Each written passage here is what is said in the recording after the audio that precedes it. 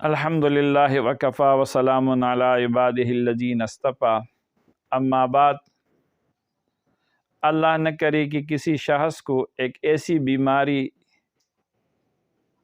لاحق ہو جو ڈاکٹر و معالج کی سمجھ میں نہ آئے، یا ایسی بیماری ہو جس پر کوئی دوائی اثر نہ کرتی ہو، تو اس آیات مبارک کو 21 دن تک روزانہ 313 مرتبہ پڑھنا ہے،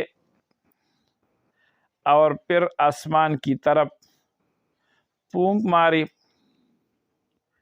پھر پانی کو دم کرے، مریض کو پلاتے رہے۔ انشاءاللہ اللہ تعالیٰ جلد از جلد شفائے کاملہ عاجلہ نصیب فرمائے گا۔ وہ مبارک آیات کریمہ یہ ہے، اعوذ باللہ من الشیطان الرجیم، بسم اللہ الرحمن الرحیم۔ فدعا ربہ انی مغلوب فانتصر، وصلی اللہ تعالیٰ علی خیر خلقہ محمد وعلی آلہ وصحبہ اجمعین برحمتک یا ارحم الراحمین۔